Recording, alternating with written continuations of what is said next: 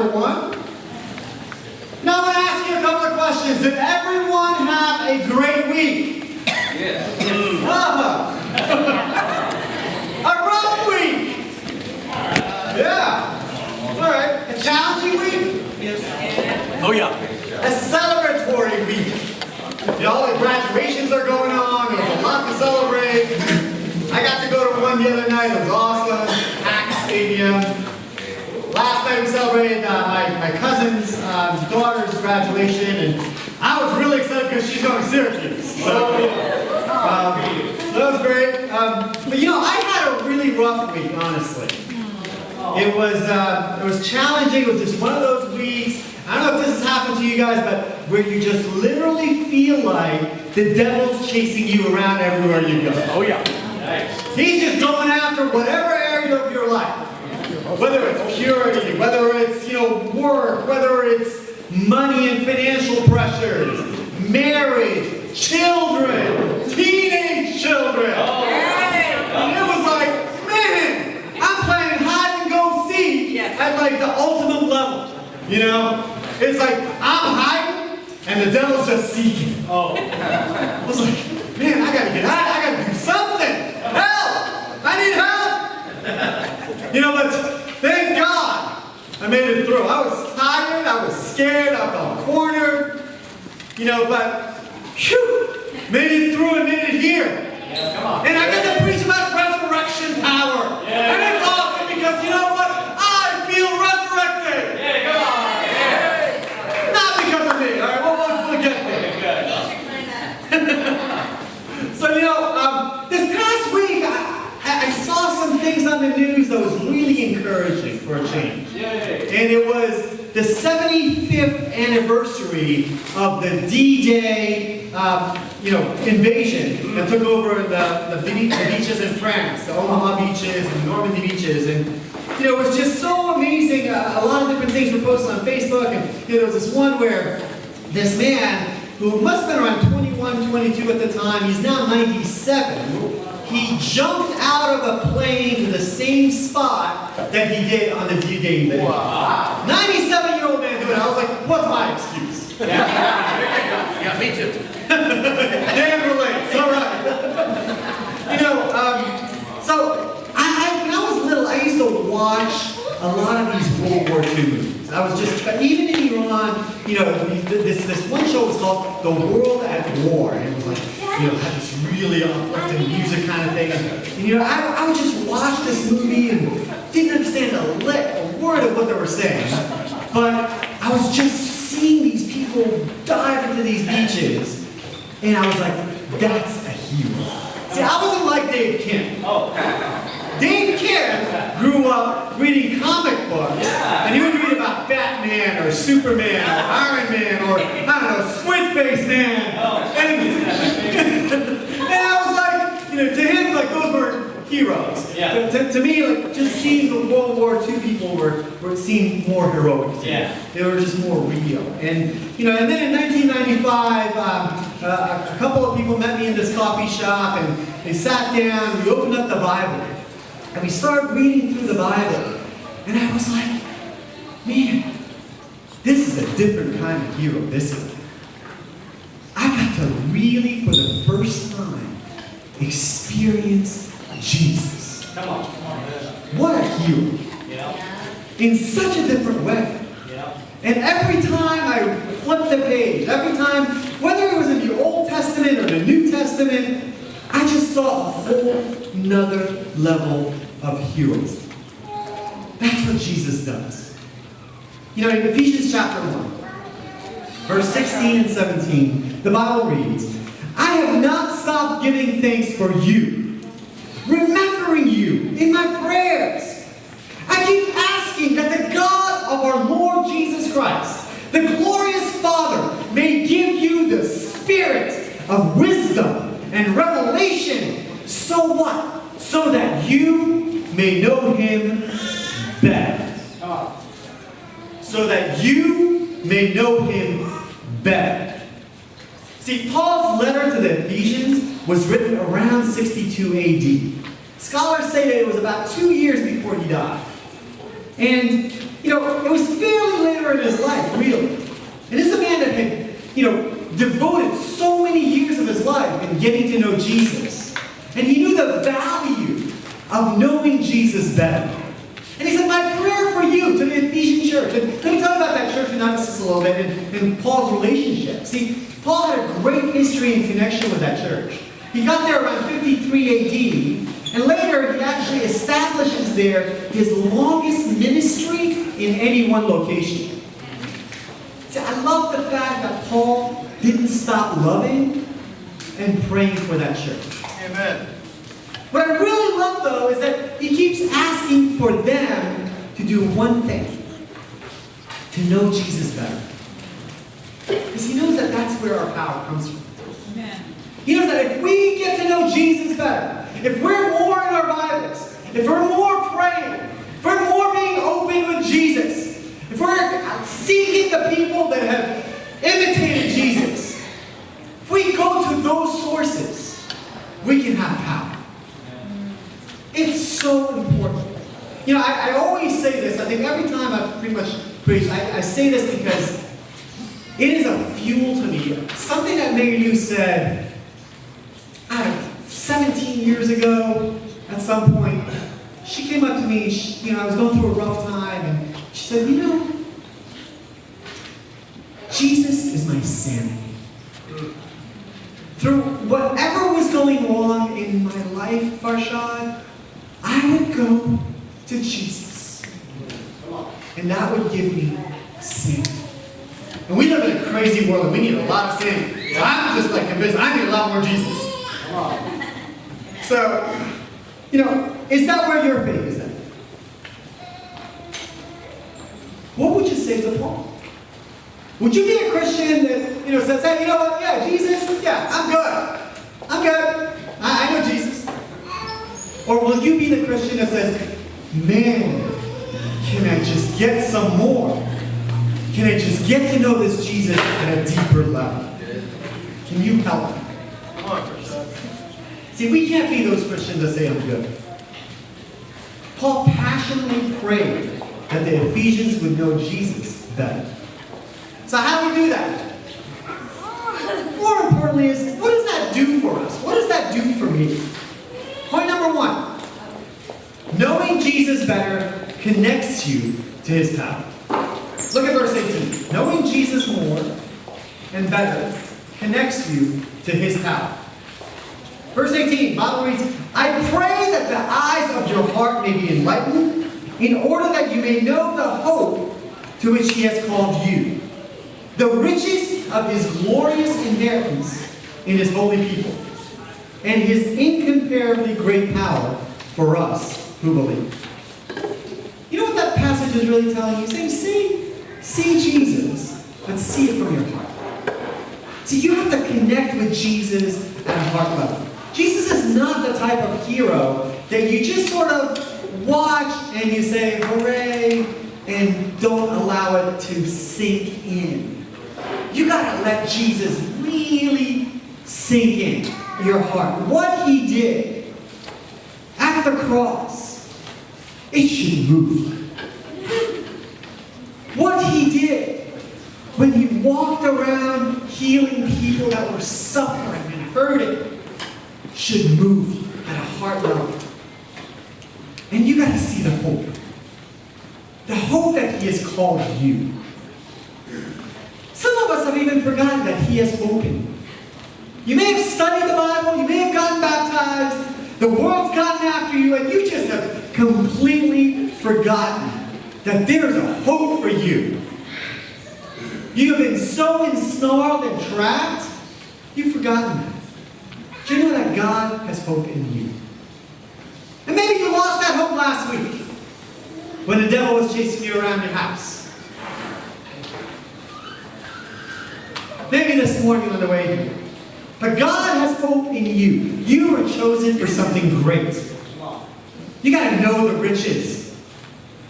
You got to know the riches. You feel poor lately? Maybe even broke? Well, you're looking in the wrong bank, my friend. You got to look in Jesus' bank account. Come on, bro. Not yours. Most importantly, you got to know the power. See, God gives you power. I'm talking more power than Superman or Frogman or, those heroes. Spaceman. More power than Kryptonite. More power than Batman beating and killing Superman, but he was resurrected, but that's a whole other thing, so you get to have resurrection power. I'm going to talk about what that is. Ephesians chapter 1, let's continue, verse 19. That power is the same as the mighty strength he exerted when he raised Christ from the dead and seated him at his right hand in the heavenly realms. Far above all rule and authority. Far above all power. Far above all dominion. And every name that is invoked, not only in the present age, but also in the one to come. See, talk about power. There is no greater power, and there has never been, and there will never be any greater power, any stronger power than this power right here. Making something that was dead, becoming alive. And God has this incredible, incomparably great power for us who believe. See, as a disciple, as a Christian, it doesn't matter if you committed a horrible sin. It doesn't matter if you're fighting and getting beaten down. It doesn't matter if you sinned 39 times an hour ago. God has this great power, and He empowers you. It's the same power that resurrected Jesus from the dead. But here's what you really need to understand. Jesus more than resurrected. You say, what? That's right. Here's what you really need to understand. Jesus more than resurrected. He was empowered to reign. I mean, that's a whole lot. He didn't just rise from the dead and say, okay, I've risen, I've beaten it. He said, no, I've beaten it, and I am Lord, and I want you to follow and have the same power. I want you to feel great. Let's go to verse 22. God placed all things under His feet, appointed Him to be head over everything for the church, which is His body, the fullness of Him who fills everything in every way. See, Jesus is above all the rules, right? He's above every name. But more than that, He is the head over the church. This entire chapter, or what we're talking about, from Ephesians 1 verse 1 until now, has been a build-up, guys. It's been a build-up to get us to understand that there is an amazing moment in this passage coming in. It's this, that Jesus is the head of the church. Point number 2. Knowing Jesus better connects you to the church. See, in the year 2019 right now, right? We've got millennial generation, we've got X-Men generation, we've got all these generations. I don't even know what they're called anymore, honestly. Baby boomers, something, I don't know. And one of the things that I've noticed is that we just don't see church really in the same way that people did in the past. We just see it almost as a club. Something that you just kind of, I belong to this church. I belong to that church. Oh, my church has, this big stadium attached to it. Or whatever. I mean, it's just, that's the way it's just people describe it. We've gotten away from really getting to see church as Jesus' body. As having this incredible power. See, you mentioned the word church as being important, and most of America just says, nah. Except at Christmas time and Easter. But see, the Bible didn't view it that way, did it? We can think to ourselves that that's, what's the big deal at church? But that doesn't exactly match up to what Jesus says. And I care more about what Jesus says. Let's look closer. The church is Jesus' body.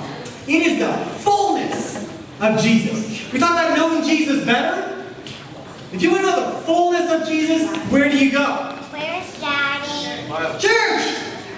That's his body! That's where you're going to see him lived out! I see a little bit of Jesus and different qualities and different quantities of Jesus as I just look around this room.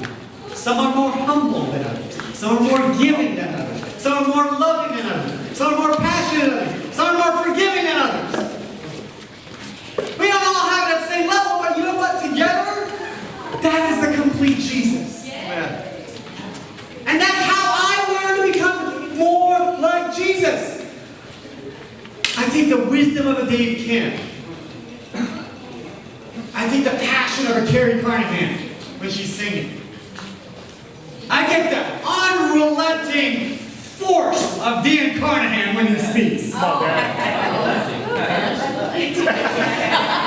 I get the energy of Darren McNeil.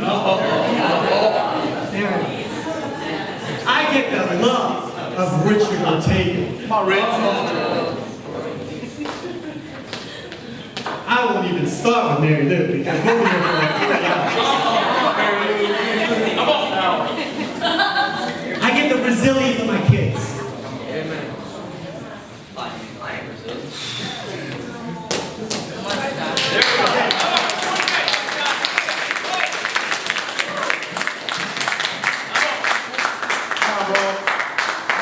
The point is, I see Jesus. You want resurrection power in your life? Come to church. See, we're supposed to see the fullness of Christ through his church because the members of God's church have the same power as the power that raised Jesus from the dead. You want to see resurrection in your life? Resurrection power, come to church. You want to see power that turns a life of addiction to a life of creation? Come to church. Come talk to me. You want to see self-deception and manipulation turn to gratification and emancipation, and that's my proclamation, come to church. Woo! Come talk to me. Come talk to the brothers and sisters. You see, Paul's goal here is for you to know this Jesus. Know him better. Know his power. His power that raised him from the dead. It gave Jesus the authority to influence this world. That same power gives us the authority to influence the world. Now, I don't know about you, back in 1995, I needed some better influence in my life. You know what? I still do. I did this last week. Come on. What I would do, where I would be if I didn't have those influences. God gave me a great wife. Woo! I mean, it was hard playing hide and seek. It was hard playing hide and seek with the devil chasing me all around. And I don't know what I would have done if I didn't have influences in my life. So, but this is about Jesus. Turn to Ephesians chapter 5. Ephesians chapter 5. I love this. Sometimes, the Bible says these really small little sentences, but they just pack a punch, right? I mean, we all think of like Jesus wept, but this one is one of them for me. Okay? Ephesians chapter 5 verse 1 says, follow God's example, therefore. That's the one that I want you guys to think about. Follow God's example, therefore. As dearly loved children, and walk in the way of love. Just as Christ loved us and gave himself up for us as a fragrant offering and sacrifice to God. See, point number 3, and I only have 4 points, so we're getting there. Come on. Point number 3 is knowing Jesus better empowers you to influence. I love this passage. Those first few words, follow God's example. See, I used to have a partial understanding of this passage. Many of you guys know I was born in a Muslim country, so I really wasn't exposed to Christianity. I was taught to really just kind of obey. and do whatever everybody else did. If they prayed like this 5 times, that's what I'm supposed to do. If they repeated, Allahu Akbar 5 times, that's what I was supposed to do. I didn't know what it really meant. It was that kind of a religion. And what I discovered was a lot of Christians actually live their Christian lives in the same way. They're just so used to like this habitual kind of just doing things. There's some churches that are just completely based on that. They're far bigger than this church. But that's what is kind of taught. What I love about this church is that that's not what it's taught. See, I call it the 4 Ds. This old Christian model, I call it the 4 Ds. The do this, don't do that, doctrine. Oh. That's what I saw in Christianity, or in a lot of religions. Do this, don't do that, doctrine. So that's not Christianity. You may have been taught that, but it's just not. And here's another doctrine that you may have been taught as a Christian. You're a loser. Jesus is a winner. He's your Savior. So you're good because He loves you and He's forgiven you. That's it. And that's partially true. But it's not the complete, powerful way of living a Christian life. It's just not. Ephesians 5 says that you're so much more than that. God does so much more than just forgive you. He empowers you.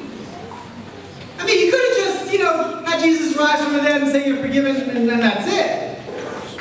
But He empowers you to be influential, to have influence. You weren't just created as some sinner who was born to be rescued, period. You're meant to imitate God. That's what it's talking about when it says, follow God's example. It doesn't say, okay, Jesus died, resurrected, you're saved. Movie over. No. It's not it. You're meant to imitate God. You were created to love like Jesus. Now, I know that can seem really overwhelming. Maybe sound so religious. Do me a favor. Just silent those tape recorders in the back of your head from when you were going to Catholic school. Just silent them. Or when you had a bad experience at church 5 years ago. Silence them. Close your eyes for a minute. Everybody just close your eyes for a minute. Do me a favor. Close your eyes. Just think of Jesus. Each one of you may have a different picture of Jesus. See, some things are going to be consistent. Keep your eyes closed. Just want you to keep thinking about Jesus. A couple of things are going to be consistent amongst all of you. You're going to think that He loved. You're going to think that He was loving. You're going to think that He persevered. You're going to think that He was a fighter, not a winner, not afraid. Now open your eyes. See, we may not feel the same power that once we felt before. Maybe you don't think that you can love again. Maybe you don't think that someone will love you again. Maybe you don't think that you'll be able to overcome something that you've grown too dependent on. I get it. There have been times like that in all of our lives. I felt like no matter how much I sacrificed, it made no difference. I kept giving, and I just didn't see the change. But that's why we have the Bible. That's why Jesus came. So we see His power. That's why we have friends in a church that we can go and talk to and say, bro, hey John, I messed up, man. I need help. That's why we have godly sisters in the church that show us, encourage us. Not the ones in the world that just want you to buy them the Louis Vuitton purses. Oh, bro. You know? That's what you really need.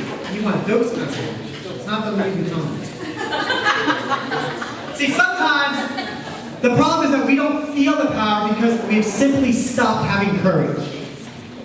A lack of courage can stop you from sacrificing. You literally stopped in your tracks because you got afraid. You just were like, I'll go this far, but I'll be vulnerable and open and honest about my sin. No, I'm not going to do that. What? Read my Bible? No, it's going to convict me. I don't need to hear some words on paper, convict me. Lack of courage. Cowardice. You can do it. You want to know what fear is? Fear is just a lack of faith, right? Actually, no. I'm going to tell you what it really is. Fear is more than that. It doesn't just a lack of faith. It's a faith killer. Fear kills faith. Farshad. But do you want to know what kills fear? Or what's a fear killer? Resurrection power. That's right. What do you call something that's killed? What do you call something that's killed? Dead. Something that's killed is dead, right? What does resurrection power do? It raises the dead.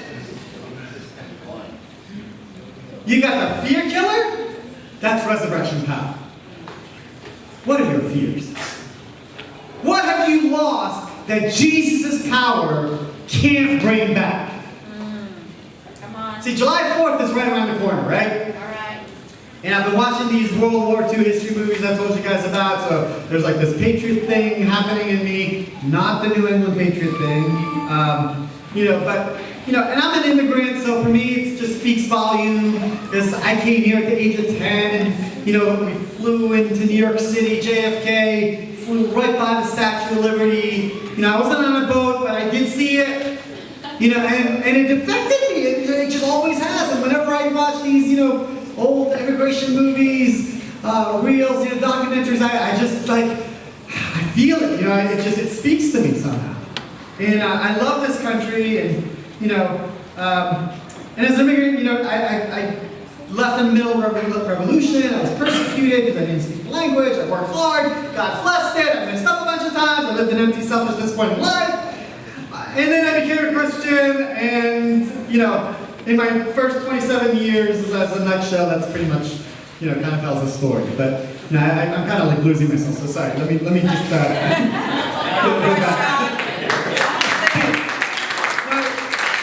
For years, I wanted victory. That's what it was. I felt like God took me out of a really bad situation. So inside of me, there was this little dreamer, and it was like, I really want victory. And I want that this power, not so much even for me, honestly, but what I realized at that point is that this country empowers you to be influential. Probably more than any other country. You really have true opportunity to have influence. You know what else does that? Anywhere in the world? Facebook. You think it does. Church. The church empowers you to have influence. Being a Christian empowers you. You get to do amazing things. You get to change lives. I've been studying about all these things for quite some time, and I am telling you guys, unbelievable. I mean, some of the kids are just, scales fall off. They get it. They change. You ask them questions, and they're just like, yeah, I know what it is. They just go off. And it's amazing seeing the Bible have an impact in their life at such a young age already. It's amazing. You gotta look back to Ephesians 2, and it says, walk in the way of love, just as Christ loved. No one in the history of the world had more influence than Jesus Christ. No one, ever. Who are you going to take care of enough? Who are you going to go out and reach out to? Even if you feel weak. You want authority? Love gives you more authority than anything else. More than wisdom, more than strength, more than talent, love them. You want to influence? Influence them through your love. Influence them by being sacrificial. What are you willing to let go? Okay, last one. Come on. Point number 4. Knowing Jesus better brings glory. Ooh. Now, Ephesians chapter 3, verse 20. Take a look at this. Love this. Ephesians 3, verse 20. Now, to him who is able to do immeasurably more than all we ask, than all we imagine, according to his power that is at work within us. To him be glory in the church and in Christ Jesus throughout all generations, including the X, Y, Z generations and the millennial ones. Forever and ever. Amen. See, God wants you to experience glory. He really does. Through God's power working within us, we together will be Jesus' glorious body. We can overcome. And what can come, it says, it's immeasurable. Do you know what immeasurable means? Immeasurable. You can't measure it. Look at that wisdom of Farshad. Immeasurable. All right, last scripture, Hebrews 12. I love seeing God's power work within us. I've gotten to see it work in my life. But you know, it's great to see when it works in somebody else's life. Yeah. That's true. It really is. Because you know, when it works in your life, you kind of can sometimes take credit for it. But when you see it work in other people's lives, I mean, it's kind of like, whoa! What happened to that guy? Man, the Spirit is amazing. This man is transformed ever since he started studying the Bible. Can I eat that? Hebrews 12, verse 22. But you have come to Mount Zion, to the city of the living God, the heavenly Jerusalem. You have come to thousands upon thousands of angels in joyful assembly, to the church of the firstborn whose names are written in heaven. You have come to God, the judge of all, to the spirits of the righteous made perfect, to Jesus, the mediator of a new covenant, and to the sprinkled blood that speaks a better word than the blood of Abel. See to it then. See to it, that's a command. The Bible sometimes speaks in commands. See to it then that you do not refuse him who speaks. If they did not escape when they refused him who warned them on earth, how much less will we if we turn away from him who warns us from heaven? Can you imagine thousands upon thousands of angels in joyful assembly? That's the definition of glory. I can't imagine anything more glorious than that. See, there's a call from God. We can make the choice and refuse, and there's a warning about that. God's not going to force you. The church is not going to force you. Dave always says, and I love it, says, when you choose, what happens? God moves. That's it. When you choose, God moves. Some of us choose the wrong things. God can still move through that. Okay? God can still move through that. But there's a plea here. Choose the right thing. Choose the Bible. Choose the church. Choose the resurrection power. Just remember, Jesus made a choice for you. His choice led him to have glory. For you to experience glory, right now, we get an opportunity to kind of get a glimpse of glory, honestly. That's what communion to me is. we're going to be taking the bread and the fruit of the vine, and we're going to reflect on Jesus. And we're going to reflect on his resurrection power. How he spilled his blood so we can have peace, no condemnation.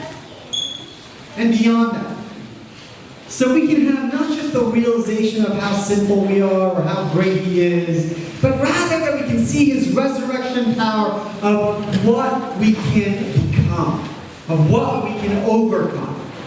That's the glory. That we too can have power. That we too can resurrect and lives and have those lives and live lives that bring glory. Amen. Let's pray.